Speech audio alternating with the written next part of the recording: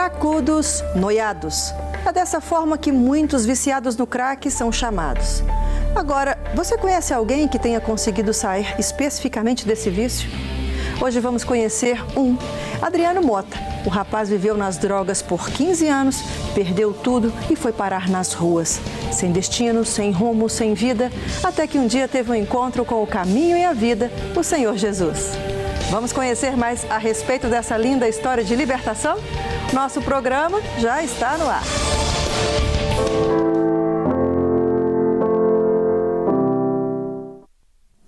Nosso convidado de hoje é paulista da cidade de Lorena. Ele se mudou para Belo Horizonte aos 16 anos de idade e logo entrou para o tráfico de drogas. Mas foi depois de uma desilusão que Adriano Mota abraçou de vez as drogas. Olá, Adriano Mota, seja bem-vindo ao programa Prova Viva. É de assustar quando a gente percebe que em tão pouca idade, sim, com tanta vida pela frente, verdade, um adolescente já começa a se envolver com drogas. Eu gostaria de saber mesmo da sua história, um pouquinho até antes desse envolvimento específico, um pouco da sua família, da sua história, para a gente entender esse percurso todo. Seja muito bem-vindo. Obrigado, Adriane. Então, Adriane, eu sou de São Paulo, né? Como você disse, de Lorena, da cidade de Lorena, e eu vim para cá com aos 16 anos. Minha mãe é de Belo Horizonte, meu pai conheceu ela aqui e acabou que eles vieram para cá morar. E eu vim junto com eles. Na realidade, eu comecei a me envolver com as drogas aqui em Belo Horizonte. Em São Paulo, eu morava até num bairro de classe baixa e tudo, e eu tinha medo de envolver com isso lá no bairro. Hoje, aqui em Belo Horizonte, eu perdi esse medo. As coisas, era mais fácil o acesso às drogas. E acabou que eu comecei a usar a maconha. Comecei a usar a maconha e realmente eu tive esse contato com ela muito cedo aqui em Belo Horizonte, através de algumas coisas que aconteciam na minha casa, eu não gostava, e às vezes eu saía para a rua e a forma que eu tinha de realmente de estar me tirando aquilo de dentro de mim, fazendo uma troca de valores, que hoje eu encontrei realmente no Senhor, e eu fazia dessa forma, eu colocava a droga para preencher esse vazio. Quando eu vi essas situações na minha casa. Deixa eu voltar um pouquinho, Adriano. Quando você fala que em São Paulo, você mudou para cá, para Belo Horizonte aos 16 anos, sim. Entendi. Mas até então, você falou que vivia num bairro em que tinha acesso às drogas, por medo, por temor a algum problema, você não envolveu. Por qual motivo, antes dessa idade, você desejou, só não fez por medo, estar envolvido com drogas? Na realidade, eu não desejei. Aqui realmente foi igual eu te falei, foi realmente essa troca de valores. E aí eu tinha que ter algo para preencher aquele vazio que eu sentia. Aquilo que eu sofria, eu não conseguia expor para ninguém. E aí onde que eu falava, Deus, eu tenho que achar um lugar. E na realidade, nem Deus eu acreditava. Eu falei, eu precisava tampar aquele vazio. Então você vem de uma família que não é cristã ou devota a Deus no sentido Sim, não, minha família toda é católica. Okay. Eu fui batizado, fiz crisma e tudo. E realmente só que aquilo ali para mim não me ajudou. E aí, quando eu vim para Belo Horizonte, com essas coisas que aconteciam na minha família e tudo, essas brigas entre meus pais, foi quando eu fui para as drogas. E eu achava que aquilo ali realmente era o que ia suprir, né? Preencher aquele vazio dentro de mim. Eu comecei a fumar a maconha. Você é filho único? Não, lá em casa somos 2 homens e uma mulher. Você é mais velho? Isso, sou mais velho. Então você via de frente, sim, as brigas dos seus pais? Sim, algumas vezes eu via os dois brigando e aquilo ali me machucava muito. E com os 17 anos eu conheci uma moça. Comecei a namorar com essa moça, fumando maconha e tudo. Larguei a maconha para estar namorando com ela, os pais dela eram bem rígidos. Eu larguei tudo e comecei a namorar com ela. Aos 17 anos ela engravidou. E eu estava com 19 já na época, ela com 17 anos ela engravidou e veio o tempo do nosso relacionamento. E eu não aceitava aquilo. Por eu ver as brigas em casa, eu achava que... E meus pais nunca se separaram. Eu falei, Deus, não posso perder meu relacionamento, ainda mais agora que eu vou ter um filho e tudo. Foi quando eu peguei e criou uma desilusão na minha cabeça. O término do relacionamento com essa moça otimizou ou potencializou o seu envolvimento com as drogas? Sim, porque daí da maconha eu fui parar no crack. Na época, eu comecei a traficar a maconha para ter o que fumar, para ter dinheiro para fumar. E na hora que eu assustei, eu estava envolvendo no crack também. E aí... Volta um pouquinho lá também, Adriano, só um minutinho. Sim.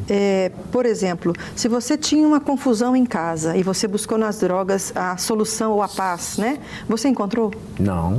Aí você começa um relacionamento, termina. O que aconteceu no seu interior, na sua alma, para você temer tanto a ponto de querer voltar para as drogas? Ela continuou sendo a busca da sua paz quando você terminou? Sim, com certeza, eu creio que sim.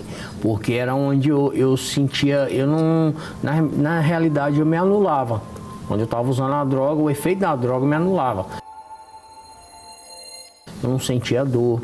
Eu não sentia aquilo que eu sentia com o final do relacionamento. E aí foi quando isso foi aprofundando, cada dia mais e mais. E na hora que eu assustei, eu já tinha perdido o domínio da situação toda. Porque você acha que você tem controle sobre as drogas. Ninguém tem controle sobre as drogas. Poderia dizer que é uma fuga que a pessoa faz realmente para poder sair fora da realidade da vida, da dureza da vida? Com certeza. Eu vou te falar que hoje eu tenho contato com essas pessoas e eu vejo que realmente todo usuário realmente é uma fuga que ele busca. Todo vício a pessoa transfere, geralmente ela transfere. Ela busca com as drogas preencher algo que falta nela, que somente a gente encontra em Jesus. Então a gente faz aquela troca de valores. E aí é onde a pessoa se afunda, às vezes no vício do álcool, das drogas.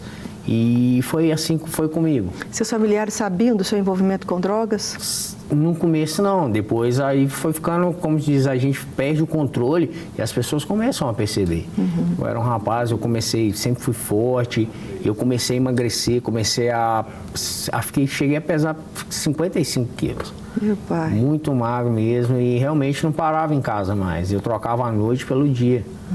E realmente a minha família começou a perceber, mas nunca, eu passei por 5 internações e nada, porque eu ia realmente, as internações eu buscava por, assim, eu já aprontei demais, agora eu já aprontei, não, eu tenho que parar, porque senão a família não vai me aceitar mais e tudo, e na realidade eu não ia porque eu mesmo queria, eu queria realmente, como que eu posso te explicar? Eu queria realmente só consertar aquilo e não para uma clínica, não por vontade própria.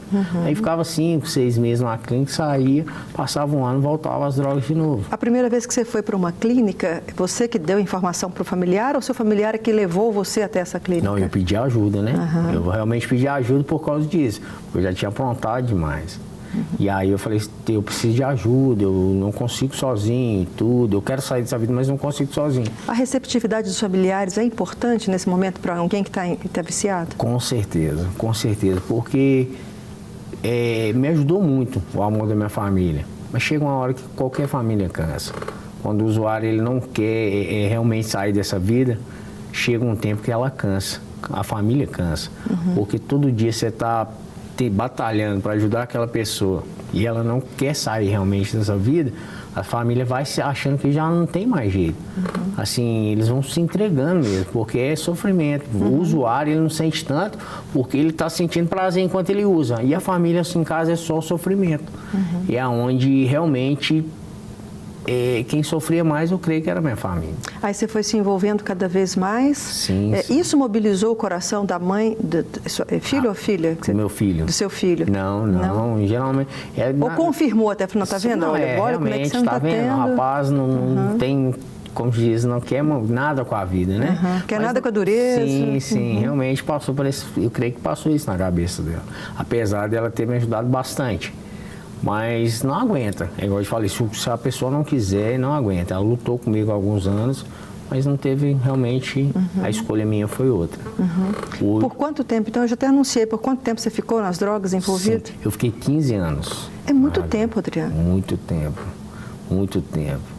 Mas eu creio que realmente o Senhor permitiu que eu errasse para que hoje eu pudesse ser realmente um instrumento de cura na vida de outras pessoas, de outras famílias.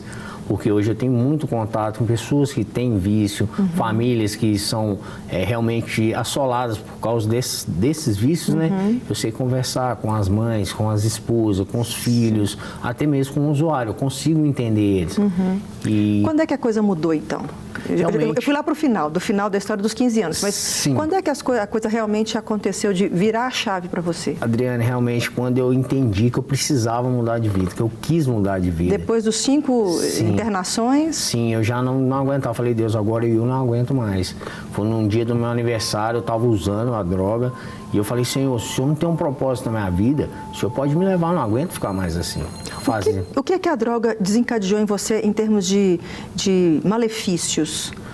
Ela trouxe coisas ruins para o seu corpo, ela trouxe descontentamento da família, o que mais que gerou na sua vida? Eu vou te falar que isso é verdade. Muita gente olha para mim hoje e fala assim, rapaz, você não parece que usou crack, não. Por causa da minha aparência, mas eu tive muitos problemas, tenho até hoje. Eu perdi alguns dentes, eu perdi uns 6 dentes. Então, assim, e fora a família, né? Eu fui casado, a esposa acabou que não aguentou, foi embora. Ficava muito tempo nas ruas também, né? Sim, realmente. Você sai para usar a droga, o usuário ele costuma ficar 1 semana, 2 semanas fora de casa. Muitas vezes sem nem dar notícia. Como é que uma pessoa consegue, uma mulher consegue ficar dentro de casa e aguentar isso? Sim. E muitas das vezes a esposa, ela não acha que a pessoa está somente usando a droga.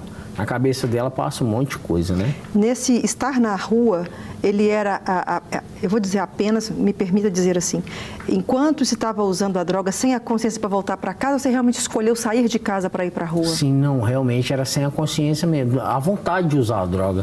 E aí você queria ficar ali usando, não conseguia ir embora.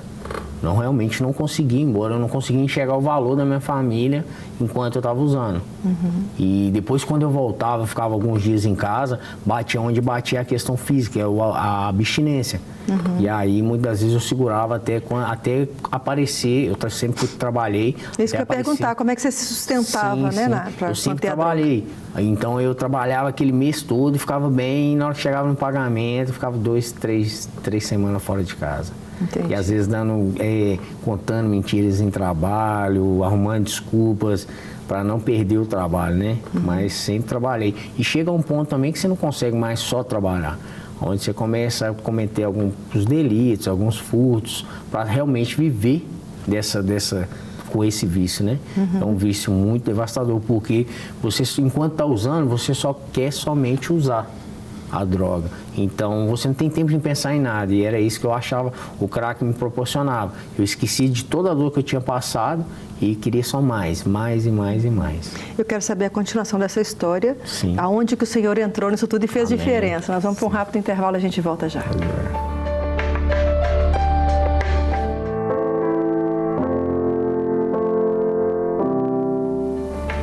No Prova Viva de hoje estamos conhecendo o testemunho de uma verdadeira libertação que aconteceu na vida de Adriano Mota. Ele esteve acorrentado no vício das drogas por 15 anos, até a decisão de deixar as ruas e caminhar com Cristo. Essa parte nós estamos querendo chegar agora, em que, passado todo esse tempo de escravidão, que é uma escravidão, não é isso? Com certeza. Posso falar que é uma escravidão mesmo? Com certeza. Você confirma? Sim, com realmente certeza. Quem está envolvido nisso está escravo desse pecado. Preso nesse pecado. Verdadeiro. E aí então veio o Senhor. Me conta então como é que foi, como eu falei no bloco anterior, quando é que a chave virou, que a sua vida mudou? Realmente, Adriano, foi quando eu realmente falei, Deus, eu não aguento mais essa vida. Eu falei, se o Senhor não tem um propósito na minha vida, você me tira dessa terra. Eu não quero fazer mais a minha família, nem meus filhos sofrerem, nem eu mesmo sofrer. O Senhor não tem um propósito com a minha vida, o Senhor pode me tirar dessa terra. E foi quando apareceu um Senhor do nada, eu comecei a conversar com ele, me pediu droga, eu dei ele começou a falar comigo sobre se eu conhecia a Bíblia, que todo primogênito na Bíblia tinha uma promessa sobre a vida dele. E eu falei assim, meu Deus, esse senhor, uma hora dessa falando isso comigo, isso eram às 5 horas da manhã, no dia do meu aniversário, na virada de dia pro meu aniversário. Eu estava na rua usando droga.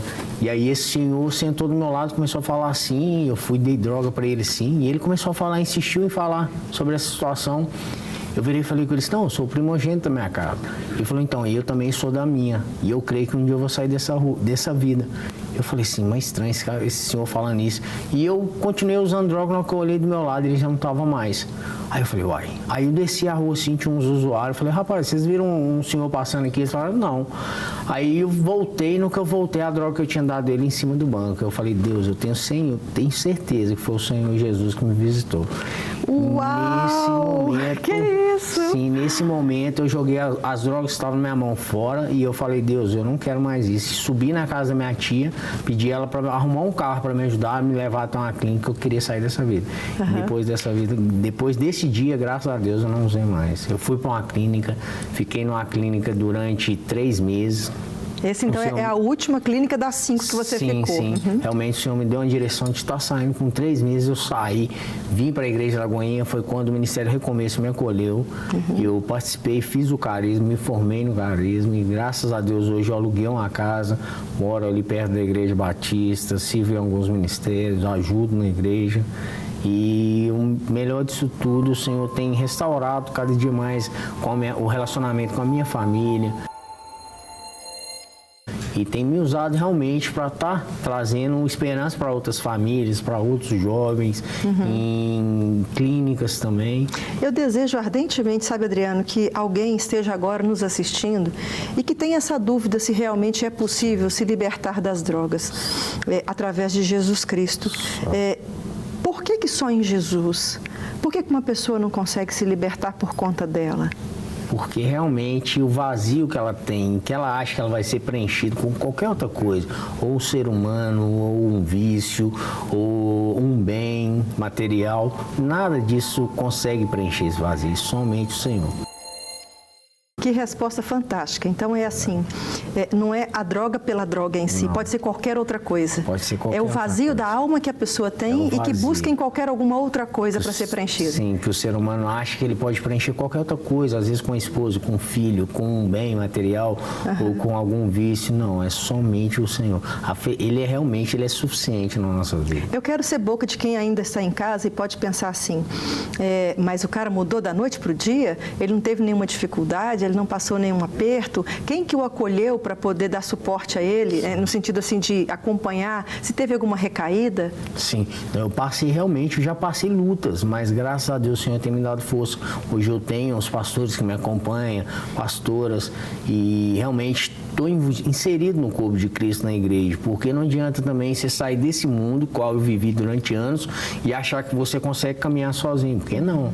E eu falo para todo mundo que tem problema com isso, ou familiares que têm, pessoas que têm problema com isso, abrace e ame ele, e leve realmente, caminhe junto com ele. A gente não tem que realmente passar a mão na cabeça de um usuário, mas a gente tem que dar ele amor e mostrar para ele que ele é importante. E realmente caminhar dentro do corpo de Cristo, porque a ovelha sozinha, ela vira realmente alvo fácil, né? E hoje, graças a Deus, eu caminho dentro do corpo de Cristo, é onde me fortalece. E toda vez o Senhor fala que quando a gente ajuda alguém, a gente se ajuda. E aí, realmente, quando você está servindo alguém, eu sou servido. Porque eu encontro várias situações onde eu consigo ter empatia com as pessoas e sentir que as famílias sentem. Então, eu consigo me fortalecer cada dia mais e mais, que eu falo, Deus, olha de onde que o Senhor me tirou. E realmente eu entendo que a partir do momento que eu curo alguém, eu sou curado. Hoje eu entendo isso na minha vida, né? Dos testemunhos que eu já ouvi acerca de pessoas, né, que estiveram envolvidas com drogas, elas falaram o seguinte, que muitas conquistaram muitas coisas, muitos bens, mas que depois perderam tudo. Mas que foi restituído, não restituído é o que era aquele, pegou de volta, não.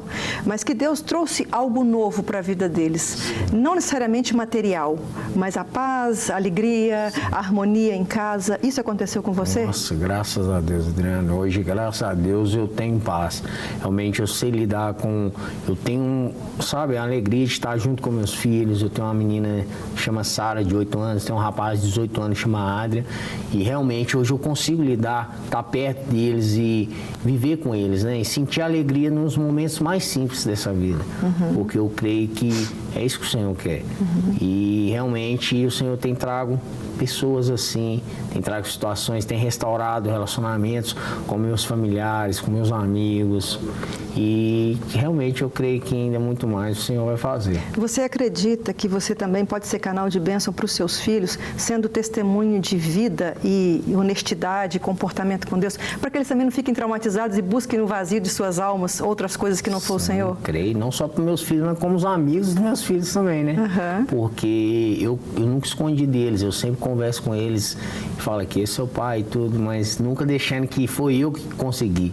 Realmente eu enfatizo que é o Senhor Jesus que realmente me reviveu de novo, me tirou lá de onde eu estava. Porque sem ele, com a minha força, eu sempre falo com eles, sem ele não conseguiria, filho. E hoje ela fala, pai, nossa, você conseguiu, pai? Eu falei, não, Jesus conseguiu junto com o papai. E realmente, graças a Deus, hoje eu creio que o Senhor tem feito, realmente, através da minha vida, eu vejo outras pessoas até sendo curadas, minha irmã, porque realmente o que eu passei, quando eu conto, muita gente fala assim, meu irmão, não acredito. Os amigos ajudam bastante também. Nossa, demais, minha irmã. Hoje eu trabalho com vendas de meia, eu vendo meia, cueca na rua, e quando eu saio de casa eu falo, Senhor, o Senhor sabe que eu preciso do recurso, mas o Senhor, eu quero em primeiro lugar encontrar com pessoas que precisam de ouvir do teu amor, do meu testemunho. Graças a Deus, muitas vezes eu estou ali na rua e sempre eu deparo com situações assim, com famílias, com pais, com empresários, tem filhos assim também, porque eu trabalho com toda a classe, né? Finaliza para mim, Adriano, já que a sua história mudou a partir de uma palavra que alguém te deu. Sim. Se é pessoa, se é anjo, nós não sabemos, sim. Né? Que o primogênito tem um carinho especial de Deus, né? Uma promessa de Deus para a vida dele. Qual é a promessa que Deus te deu como primogênito na vida da sua família? Eu creio que realmente resgatar minha família para o Senhor, trazer toda a minha família para o Senhor, porque eu creio que somente Ele mesmo, para estar nos realmente, porque a minha família vem se render ao Senhor, né? Através da minha vida, porque eles vão olhar e ver que realmente não foi eu, não tinha como ser eu, a não ser Deus. Amém. Adriano, mais uma vez, muito obrigado por ter vindo ao programa. Obrigado. Que Deus continue te abençoando, te usando diversas vezes em vários lugares, para várias pessoas, que você mostre a luz de Cristo. Amém. Deus te abençoe ricamente. Amém. Provérbios 6, 28. Pode alguém andar sobre as brasas sem queimar os pés? Existem questões tão lógicas na vida humana que chega a ser intrigante observar os que duvidam delas e as confrontam. Quem é capaz de acreditar que se pode caminhar sobre brasas sem que o seu corpo sofra as queimaduras? Pelo conhecimento da matéria humana e a sabedoria do que o estrago que o fogo causa no corpo, poucos foram os que enfrentaram as chamas e creram realmente que não se queimariam. Sadraque, Mesaque e Abednego enfrentaram a fornalha, mas estavam conscientes e conformados que seus corpos queimariam lá, caso Deus não providenciasse um milagre. E só não morreram lá por causa da bondade de Deus. Acontece que eles estavam na fornalha não porque tentaram a Deus, mas porque professaram como único Senhor. O que eu quero dizer com isso? Existem coisas irrefutáveis e irreversíveis na vida, caso não haja uma intervenção divina. O salário do pecado é a morte. Essa é uma delas. E é aí que entra a minha intriga no comportamento dos que afrontam a lógica. Por que algumas pessoas se embrenham naquilo que inevitavelmente causa a morte? Por que entram em situações que desafiam a vida? Retirando da estatística os que fazem este embate de maneira suicida, esses aventureiros devem crer que nada lhes acontecerá, que são blindados e que se safarão da morte a hora que quiserem. Só pode ser. A única justificativa para isso é que devem acreditar serem como Deus, que possuem o dom da vida e aí o que acontecer não tem problema. Acontece que nem Jesus Cristo, que teria o direito de mostrar o quanto Deus o guardaria se o colocasse à prova, o fez. Ele ainda ressaltou para que ninguém o fizesse também. Não façam coisas conscientes ou entrem em situações que geram prejuízo e ainda assim aguardem serem protegidos por Deus. Se Ele te resgatar de situações assim, é por pura bondade e não por merecimento ou porque Ele teria a obrigação de cuidar de você. Por isso que, diante da certeza da consequência de certos atos, ao insistirem nessas práticas destrutivas, revelam-se desobedientes e rebeldes, além de autossuficientes e orgulhosos. Nos momentos difíceis de vida, o homem vive mais a colheita do que semeou do que um castigo divino, como alguns costumam crer. As instruções reveladas na palavra devem ser o norte para as atitudes diárias e no conhecimento do que não se deve envolver. Se colocar a mão no fogo, com certeza vai queimar.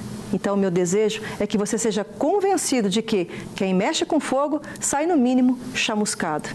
Não coloque Deus à prova. Na página do nosso programa, na internet, você acompanha mais testemunhos que são prova viva do poder de Deus.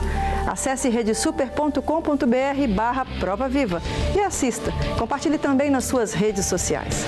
Deus te abençoe e aguardo você aqui comigo na próxima semana para mais um Prova Viva. Até lá!